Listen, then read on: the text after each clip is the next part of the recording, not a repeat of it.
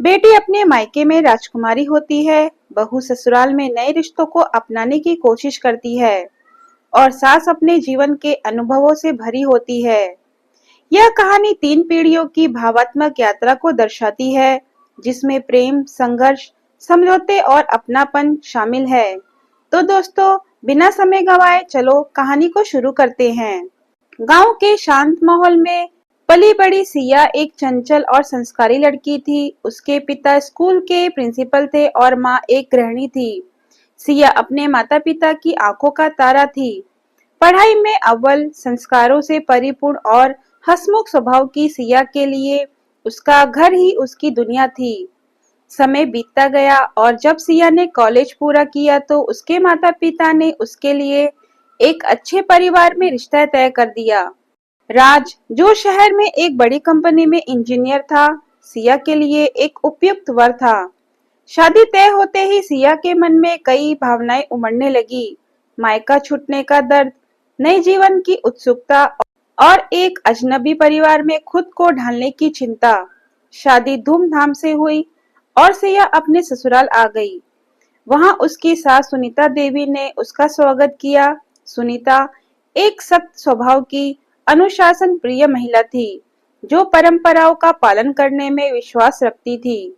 उन्होंने हमेशा अपनी बहू को एक आदर्श गृहिणी के रूप में देखने का सपना संजोया था। सिया के लिए यह बदलाव कठिन था। मायके की ममता और ससुराल की अपेक्षाओं के बीच वह खुद को खोती जा रही थी। वह हर कोशिश करती कि उसकी सास खुश रहे, लेकिन कभी-कभी उसकी छोटी-छोटी गलतियां भी बड़ा मुद्दा बन जाती। राज अपनी माँ और अपनी पत्नी के बीच संतुलन बनाने की कोशिश करता, लेकिन कभी-कभी वह खुद भी असमंजस में पड़ जाता। सिया को ससुराल में रहते हुए कुछ महीने हो गए थे। उसे धीरे-धीरे घर के नियम, कायदे समझ आने लगे थे, लेकिन सास की उम्मीदें कम नहीं हो रही थी। एक दिन जब सिया ने सुबह जल्दी उठने में देर कर दी, तो सुनीता देवी नाराज हो गई। बहू, इस घर की परंपरा है कि बड़ी बहू सूरज निकलने से पहले उठकर भगवान की आरती करे, उन्होंने कड़े स्वर में कहा।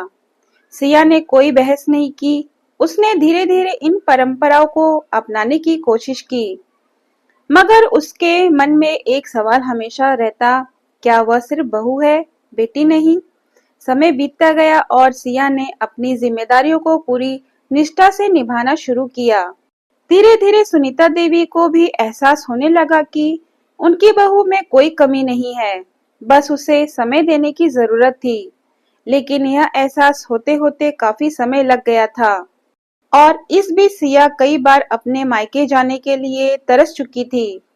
एक दिन जब सिया बीमार पड़ गई तो सुनीता देवी ने पहली बार उसे बेटी की तरह देखा। उन्होंने खुद उसके लिए काढ़ा बनाया और स्नेह से उसका माथा सहलाया। उस पल सिया की आंखों में आंसू आ गए। यह वही स्पर्श था जिसकी उसे इतने दिनों से तलाश थी। कुछ साल बाद सिया माँ बनी। उसके घर एक प्यारी सी बेटी ने जन्म लिया। पूरे घर में खुशी का माहौल था। सुनीता देवी अब दादी बन चुकी थी और उनके मन में नई भावनाओं का संचार हुआ। जब उन्होंने सिया को अपनी बेटी को संभालते देखा तो उन्हें अपनी पुरानी यादें ताजा हो गई। वह भी कभी ऐसे ही एक माँ थी जो अपने बच्चे के लिए हर तकलीफ सहन कर सकती थी। अब उन्हें सिया में अपनी परछाई दिखने लगी थी। धीरे धीरे सास बहू का रिश्ता बदलने लगा। सुनीता देवी अब सिया की मदद करती, उसकी भावनाओं को समझती और जब भी जरूरत पड़ती उसे सहारा देती।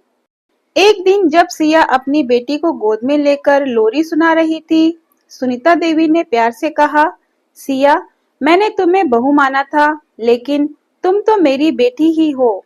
मुझे बहुत देर से ये समझ आया, पर अब मैं तुम्हें अपनी बेटी ही मानूंगी। सिया की आंखों से आंसू बह निकले। उसे सुनीता देवी के पैर छुए, लेकिन उन्होंने उसे गले लगा लिया। वह पहली बार महसूस कर रही थी कि ससुराल भी मायका बन सकता है, बस इसमें समय और समझ की जरूरत होती है। समय बीतता गया। सिया की बेटी अब बड़ी हो चुकी थी और उसकी भी शादी तय हो गई थी। जब उसकी बेटी विदा हो रही थी तो सिया ने उसे गले लगाकर कहा, बेटा, ससुराल को अपना घर मानना, लेकिन कभी खुद को अकेला मत समझना। हर रिश्ता समय के साथ बदलता है, बस उसे निभाने के लिए धैर्य चाहिए। जब उसकी बेटी ससुराल चली गई तो सिया को अपनी पुरानी बातें याद आ गई।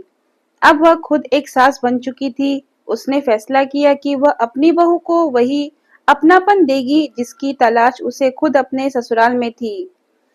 कुछ महीनों बाद जब उसकी बहू ससुराल आई तो सिया ने उसका स्वागत मुस्कुराकर किया और कहा, बेटा, ये घर अब तुम्हारा भी है। तुम मेरे लिए बहू नहीं, बेटी हो। बेटी, बहू और सास का यह रिश्ता एक ही धागे से बना होता है। प्रेम और समझदारी का। समय के साथ हर रिश्ता बदलता है, बस उसे सही दिशा देने की जरूरत होती है। अगर सास अपनी बहू को बेटी की तरह अपनाए और बहू अपनी सास को माँ की तरह सम्मान दे तो हर घर स्वर्ग बन सकता है। यह कहानी सिर्फ सिया की नहीं, हर उस लड़की की है जो बेटी से बहू बनती है और फिर सास के रूप में एक नई जिम्मेदारी निभाती है। रिश्तों की यह डोर जितनी नाजुक होती है उतनी ही मजबूत भी। दोस्तों, अगर आपको मेरी वीडियो पसंद आए तो वीडियो को लाइक, शेयर और सब्सक्राइब करना ना भूलें और कमेंट बॉक्स में कमेंट करके जरूर बताएं कि आपको मेरी वीडियो कैसी लगी। धन्यवाद।